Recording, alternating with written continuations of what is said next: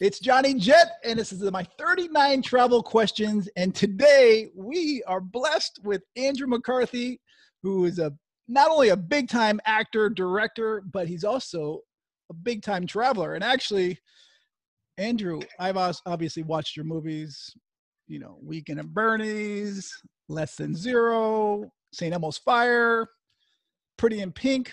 I didn't watch that. I'm kidding. I did watch it. It's more for girls. And but anyway, I was flying from LA to New York to go to a travel conference, and I'm reading either National Geographic Traveler or Travel+Leisure, and there's an article by Andrew McCarthy, and I'm like, are you kidding me? Andrew McCarthy is now going to be a travel writer? How am I going to compete with this guy?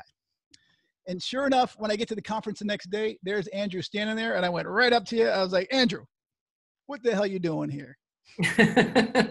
Anyway, and he was really nice. And that was a while ago now. I don't even know how long ago. 10 years ago?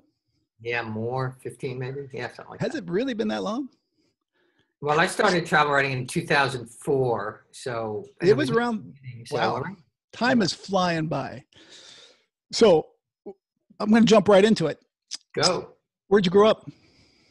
I grew up in Westfield, New Jersey, which is sort of suburbia, I guess. And then, which is, you know, house in the middle of the block, you know, that perfect idyllic after school, you know, lifestyle of be home by dinner, be home at 6 o'clock. And my parents had no idea what we did all afternoon, you know, which was nothing. I mean, we were just playing basketball and running around the streets. But yeah, it was fine, total normal suburban. And then we moved out to Bernardsville, which was out in rural New Jersey for the last. How far are they from New York City?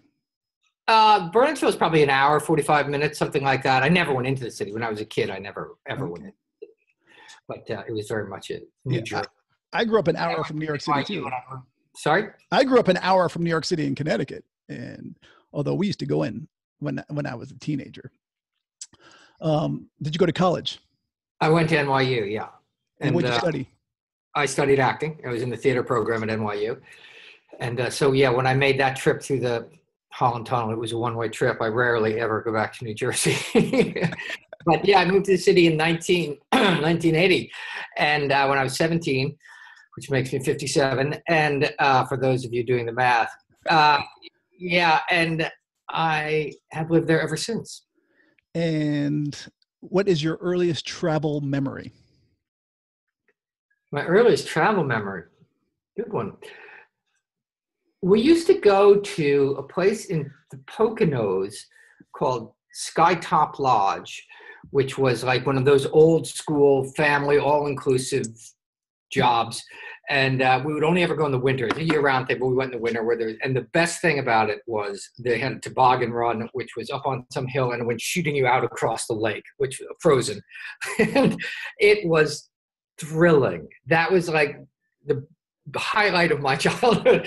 I used to love to go back there. Well, I don't know. We probably went 3 or 4 times. And to go on the toboggan shoot down over the lake was just fantastic. Is it still there, or is it not even cold enough? I went back there like 2 or 3 years ago on Thanksgiving. I took my family, my kids, and my mother, and we all went out for the toboggan run. Was not open yet because it was still only Thanksgiving, but we went for like 3 nights, and it was still exactly the same. The menu was exactly the same. And that old school all-inclusive family kind of thing in which you first get to, and you're kind of like, oh my God, dinosaurs. But then after, you know, it's fantastic. It's a real family, that old-time version of what family vacations were. It was really fun. Yeah. Really fun. That would be my first kind of meaningful. Yeah, we always used to drive. We drove the we drove Island.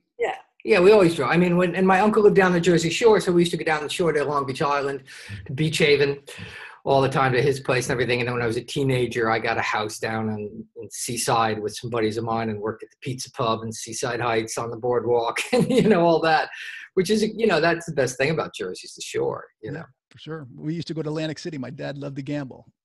So we went there often. How many countries do you think you've been to and how many miles do you think you've flown? I don't know. I don't count. I'm a million-mile flyer on American, but I don't think that means you've flown a million miles. I think that's just some category they give you, right? They used to count credit card spend towards it. Now, actually, they just brought it back since this pandemic's going on. But well, then I definitely get my million mile flyer if I got a credit card. I have how many countries? I don't know. 30, 40? I have no idea really. I mean, all I've right. been, I'm going to send you a I'm going to send you a list after this. How many you been to? I've been to, it depends which list you're doing. By the UN, I've probably been to 75. Wow. Out of 193. Okay, I'm looking at the map behind you. So I've been to all those up the east side of Africa. So Good that's for you. In there. Yeah, I love Africa. That's real travel, isn't it? Anyway, I don't know. I've been to, I don't know, not near as many as you.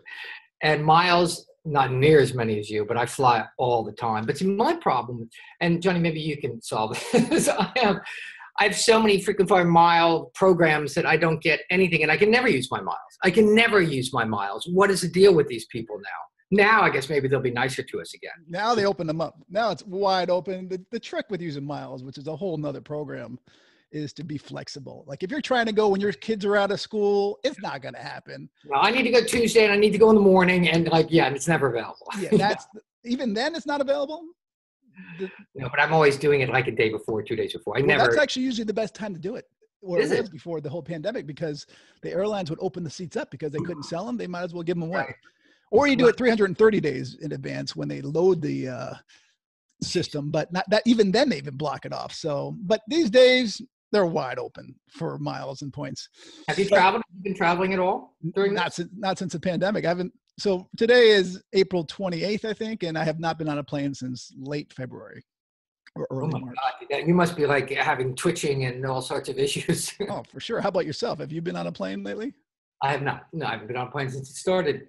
Yeah. I mean, I find this whole thing the hardest part of it all. I mean, I was sick. I had the virus. I very mildly, and I tested positive, and then I tested positive for antibodies. So I'm on sort of what feels like the other side of it, which is a relief. Wow. But the hardest part I find of the whole thing is the sense of feeling the lack of freedom.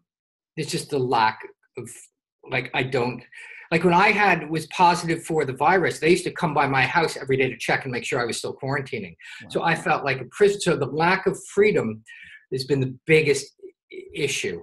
And I never knew. I always knew that my idea of hell would be, the ninth circle of hell would be to be in prison. So I try and always pay my taxes. But the idea that we're trapped without freedom, the idea that I can't go if I want to go is very difficult. I understand. And were you in New York City, by the way, when you had it? Is that when they were? No, I'm upstate now. I'm upstate New York, and I had it up here. So it's nice. So I can get out, and we're on a lake, so I can go kayaking, and which I didn't do when I was locked down, and hiking and walking. So thank God. Did your kids and wife get it? Yeah, everybody got it. Passed through the house. Damn. And everyone was fine. I was the only one with symptoms. Okay, well, I'm glad to hear you're fine. Do you have a favorite American city besides New York City? Yeah, I was going to say New York, right? I mean, although I love and hate New York, I mean, I've lived in New York for 40 years, and so it's sort of just like this relationship. But I like Portland a lot. Portland, Maine, or Portland, Oregon? Portland, Oregon. I like small towns. When I don't have I love Lander, Wyoming. I think that's great. And there's some. But I like Portsmouth, New Hampshire. It's a nice small little city. What's yours? LA. That's where I live. I love LA.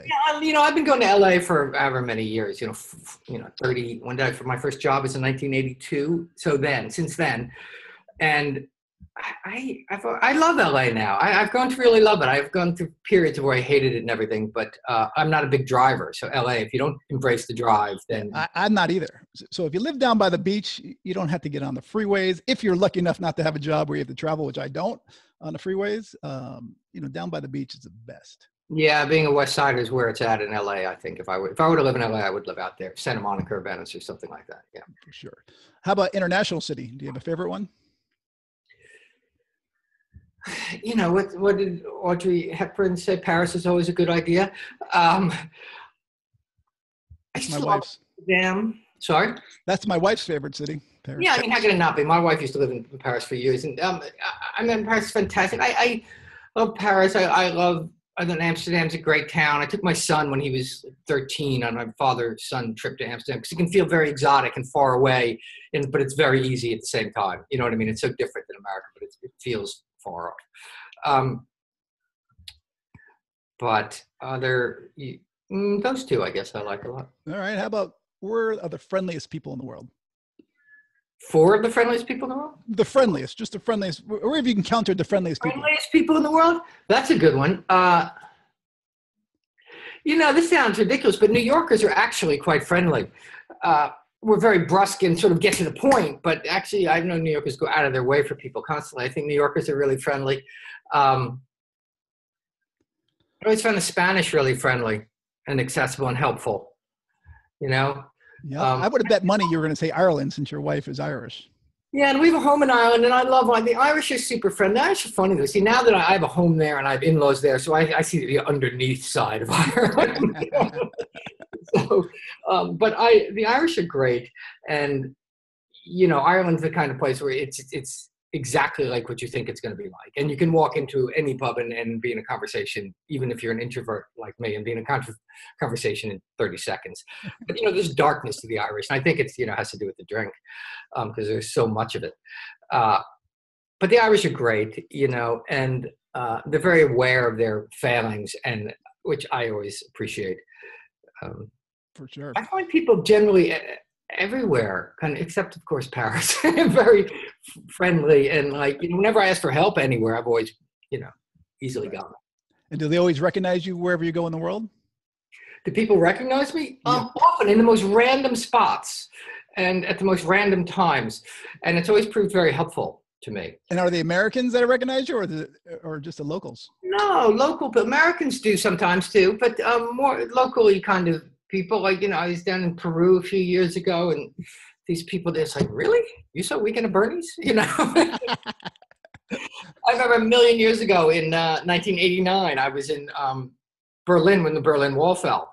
And I was down by the wall the night it fell, and we were all going crazy and jumping and screaming and drinking and banging the wall. There was a guy next to me with a sledgehammer smashing the wall, and I picked up a piece of the wall, and this guard grabbed me. And I was like, "What? I'm sorry. Everyone else is there, all taking pieces of the wall." And he just grabbed me and went, "Catholic Boys," which was a movie I knew. It's called Heaven Help Us here in America. And I was like, yeah, Catholic Boys. So the East Berlin border guard recognized me. Random. What were you doing in Berlin, by the way, then? I was doing film. Okay. Yeah. How about, which country has the meanest immigration officers? America. I get that a lot lately. My wife has gone through hell because she's a green card. She's an Irish citizen, and they persecute her mercilessly coming in for no reason.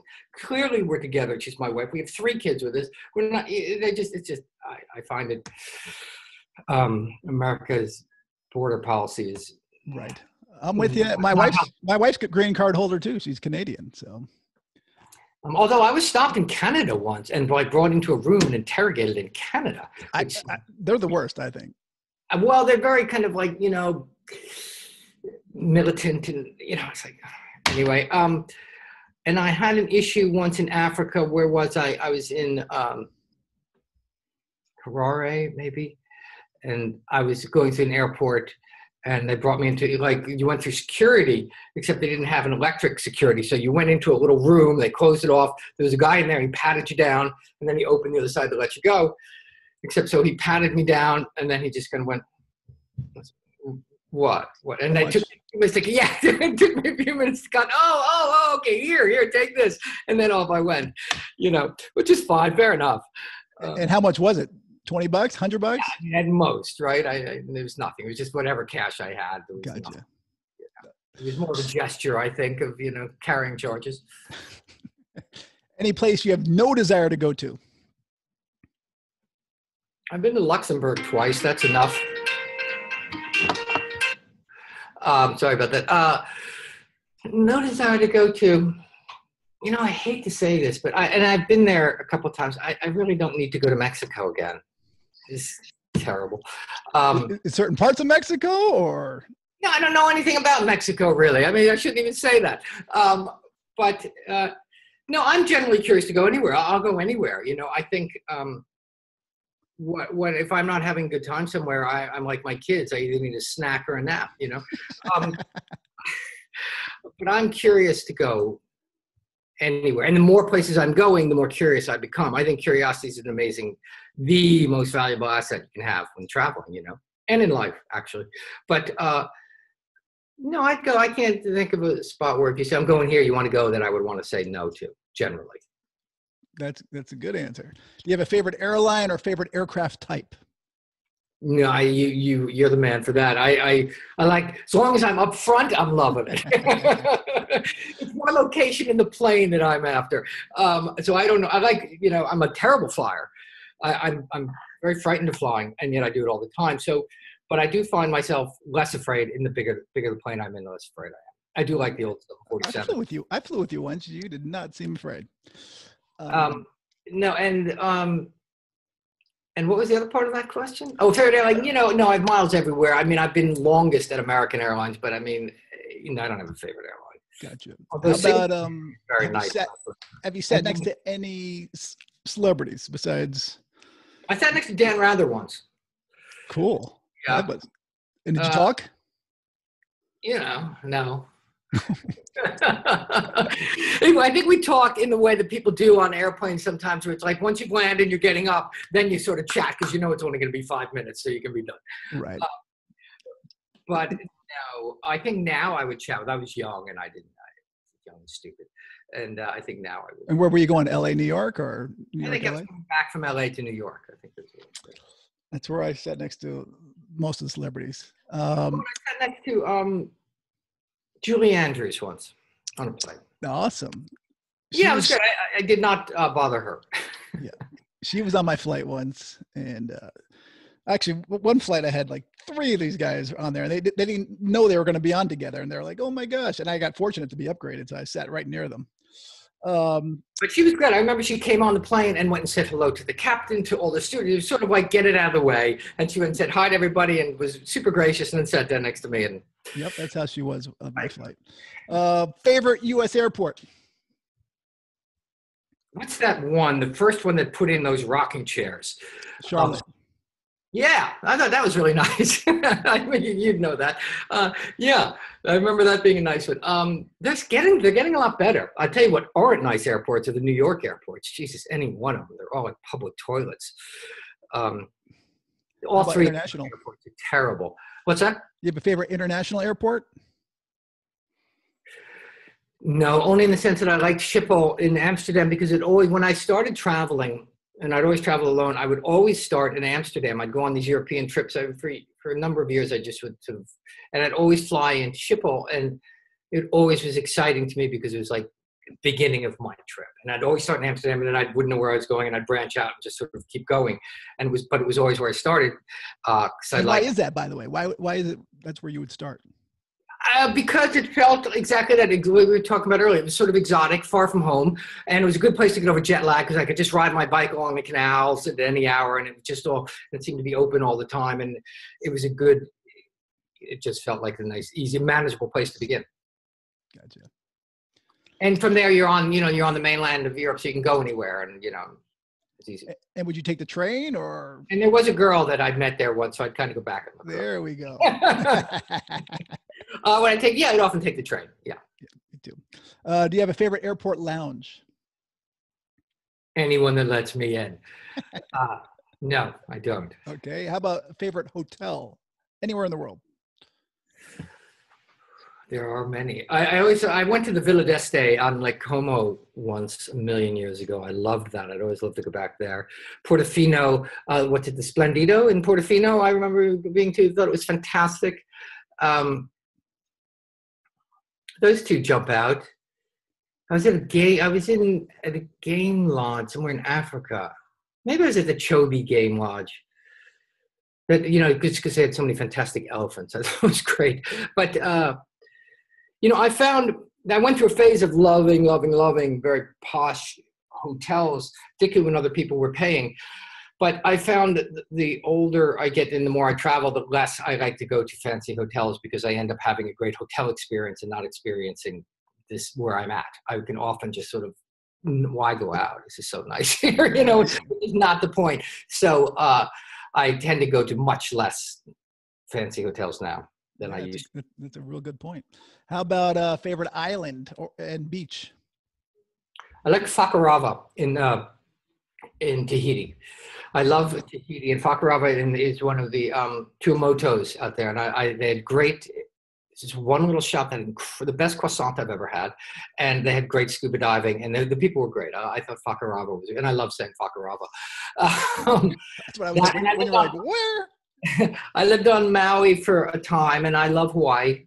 I love the Hawaiian Islands. I think there's like a little portion, or more than one little portion, of each island that's been kind of ruined by mass tourism, but there's still the vast majority of the Hawaiian Islands are so beautiful. And I like the Hawaiians. I love Hawaii. I always thought I would sort of end up in Hawaii, but I seem to be going the wrong way. But I'm an island person. I love islands. I'm not a fan of the Caribbean. I think the Caribbean has there's some beautiful spots and beautiful beaches, and I've been to the lovely Little Dix Bay. Is lovely, beautiful cove, and when we used to exist, Kinneil Bay was beautiful and things. But there's no culture in the Caribbean anymore. They're all in service of tourism, rich mainlanders coming down, and I think they resent us for it, and with good reason. And I've been on very few islands down in the Caribbean that still have maintained anything like their own culture, except to service rich people who are coming in for a week, and they hate us for it.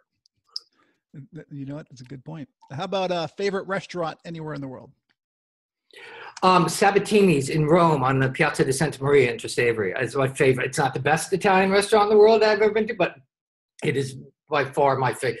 Like, if I could have one meal transported for 1 meal before I die, I'd go to Sabatini's and sit out on the terrace, look across at the fountain in the church, and have the aglio olio, pepperoncino, and some veal, and that would be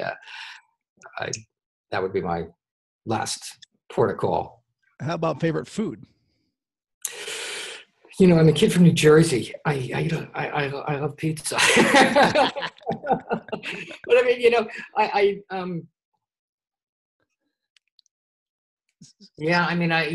I have comfort food, I love pizza and cheeseburgers. How about pizza place? Mine's Pepe's in Connecticut. I like John's Pizza right on Bleecker Street. I think John's makes a terrific pizza. Yeah. Okay, good. And I've been there once. I got to go back. What's that? Sorry? I got to go back. I've only been once. Oh yeah, it's great. Before I had kids, I always thought, I'm going to take my kids here to John's, and then I have now taken my kids to John's. It feels like a real family legacy kind of thing. The problem with John's Pizza is, like, there's so many places in New York City called John's Pizza or John's Best or Ray's Best and all that. Well, there's a Ray's that has now 50 million Ray's. Although the Ray's on 11th Street, the original Ray's on 11th Street and 6th Avenue, which is gone. I survived on when I was in college, but that's gone. But yeah, John's Brick Oven Pizza on Bleecker is my favorite. Okay. How about the craziest thing you've ever eaten? I ate some kind of slug in the Amazon, which I didn't enjoy. But I was doing a story, and I just, was looking for, this was early on in my travel run, and I thought I needed something like that. And I don't know what it was. It was some kind of sluggy thing that was on a thing, and the guy said, "Oh, you can eat this. We eat this. This is good. Have it." And I was like, "Did you eat it live?" Yeah, no, you ate it live. Yeah. Make you sick? Only gagging because I knew what it was, but once it was in, it didn't make me sick. But I didn't have to do it a second time. Yeah. In New Zealand, I ate a grub worm, but they cooked it right before. And actually, it tastes like chicken. Yeah, that's what they say. That's not chicken. Do you have a drink of choice in the air or on the ground? I drink water when I'm flying. I drink sparkling water. Yeah. Yeah, okay. Yeah, I drink a lot of sparkling water and a lot of tea. I did a travel story about Darjeeling tea a number of years ago, and I became a real tea snob. I knew nothing about tea, and tea's fascinating, actually. And so I became very involved. Tea's like wine. The more you sort of find out, the more you find the tea. You can go deep down a rabbit hole in tea, and I did. And so now I have all these exotic. Like, I'm drinking right now a Darjeeling First Flush here. That's lovely tea. So I drink a lot of tea, too much tea, and water. By the way, I should have asked you earlier, how did you get involved in travel writing? I mean, you went from being an actor, director to, travel writing. Yeah, I was, I traveled a lot between jobs, and then I walked across the Camino de Santiago in Spain, and that changed my life, that trip. It's 500-mile walk across the north of Spain, and that was a very big experience for me. And so I kept traveling after that, and then I just was traveling and traveling, and then eventually I met an editor at a magazine, and I said at a party, and I said, you ought to let me write for your magazine.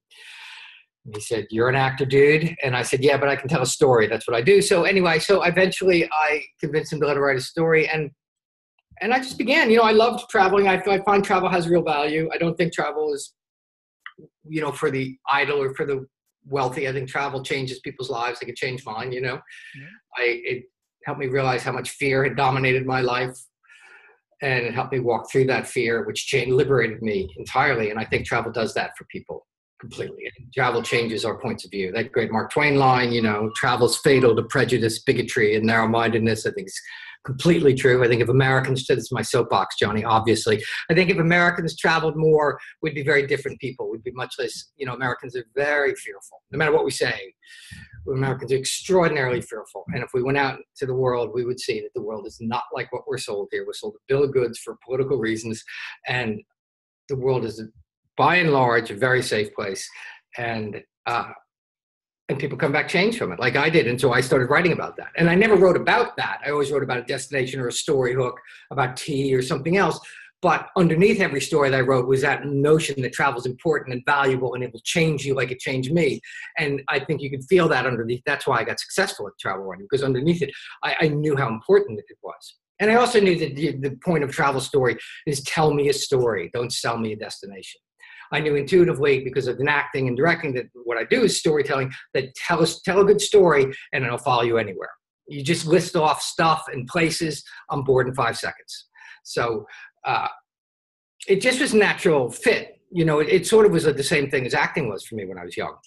I found myself in acting when I was 15, and 20 years later, I found myself through travel again. And so to me, they were sort of the exact same thing.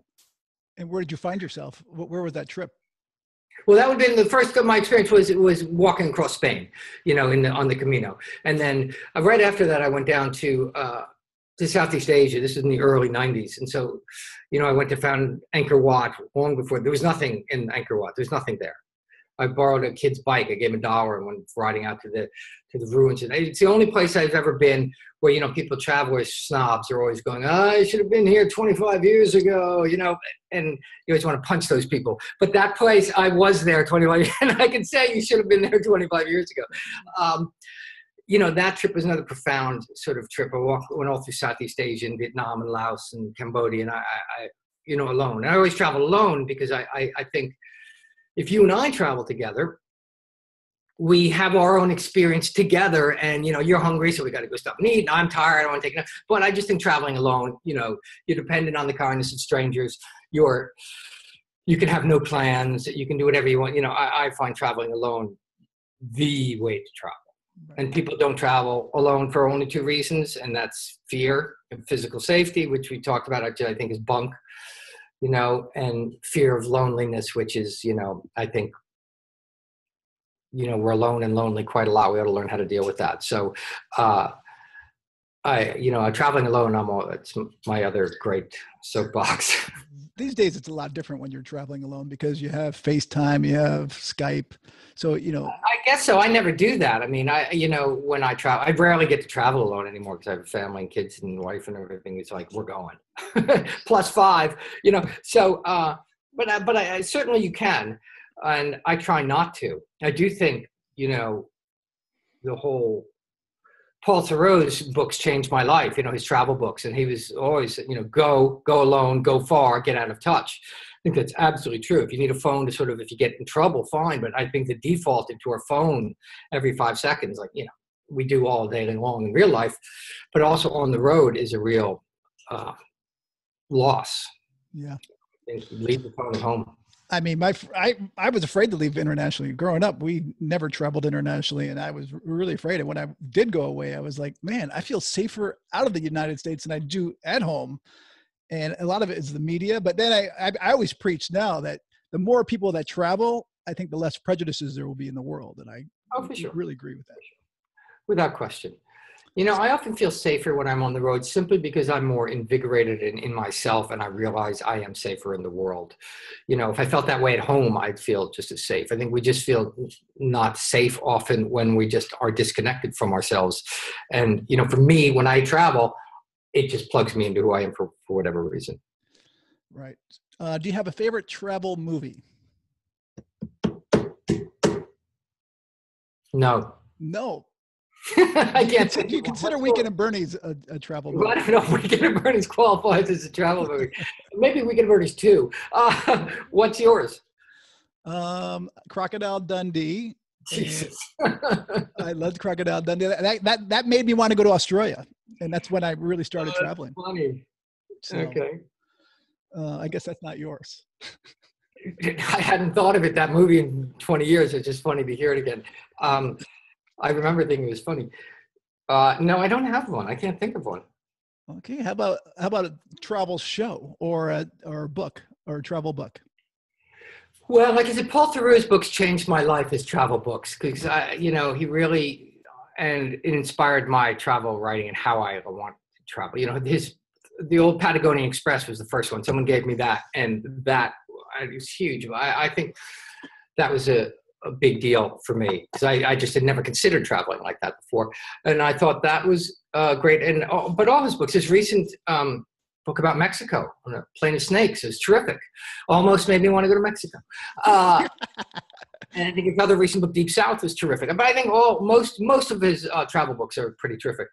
And have you met him? Yeah. And I interviewed him for The Atlantic, and we stayed in touch. So cool. I asked him, I emailed him about how he was holding up during this lockdown, him, you know, being a person who needs freedom. And he just said, I'm looking forward to happier days. You know, and he's locked down in Hawaii, so how bad can it be? But we were chatting about, like, where do you want to go first? I think the moment when we're allowed to go somewhere is a huge travel opportunity. Right. But culturally and personally and financially, which you know probably much better about. I think that's a huge, you know, and my work is, you know, I largely direct television shows. Being a travel writer is great, but you don't can't put 3 kids through school as a travel writer. And I direct television shows. Which ones, by the way? I directed Orange is the New Black for years. I do this show called The Blacklist, show called The Sinner, but a bunch of different shows. And like I was in the middle of doing The Blacklist right when we shut down. In New York City? New York City, yeah. And you know, my work won't start up for a couple months after we get out because it just takes a while to get the machine up and running, and who knows what it'll be like. But I plan the second we can go to go again, to just get. I've been talking to my wife about we're going to go. We're going to go to Ireland, see her family because she hasn't got to see her family, and then we're just going to go for a while because it's going to be a great opportunity. And culturally, I think it'll be important for other places to sort of kickstart that economy, and culturally to talk to people what they've been through and whatnot. I was actually thinking of walking across the Camino again because Spain was hard hit and up north and everything. So I thought I'd like to walk across, you know, and it's interesting because it's such a fearful time. There's so much fear out there in the world now. And when I first walked the Camino, it was about, my big revelation was just how fear had dominated my life so much. So I thought, and it's 25 years later, I thought it would be a great sort of bookend to go now at the end of this fearful time and walk the Camino again, which I, you know, may have the time because my work won't start up. So I may do that. I've actually just got a map in the mail 2 days ago, a book of all the albergues and all the places, how the Camino's changed. And so I was looking at it and sort of plotting. So how soon would you go do that walk? I'd go kind of the minute we're let free. Is that because you had the virus and you think? I'm good to go, and I would just like to see people right as they're coming out of this. I think it's, you know, powerful time, you know, and particularly, you know, walking is a great way to connect with people because you're going at that proper speed, you know. So, and I'm sure people have got a lot of stories to tell right now. Right. And speaking of travel books, we should plug your books. I read one of them on my honeymoon. So you have 2 books, correct? I've written 2. I've just written the 3rd, actually, that'll be published next year. But that's a memoir from my Brat Pack days in the 80s. It's about that. But yeah, I have 2 books. One travel book called The Longest Way Home, and a novel called Just Fly Away. Yeah. I read The Longest Way Home. All right, we're down to like 4 questions. What's that? We're down to like 4 questions. So thank you But for I taking didn't the answer time. the second half of that question. You said my favorite. What was the other second? Travel show?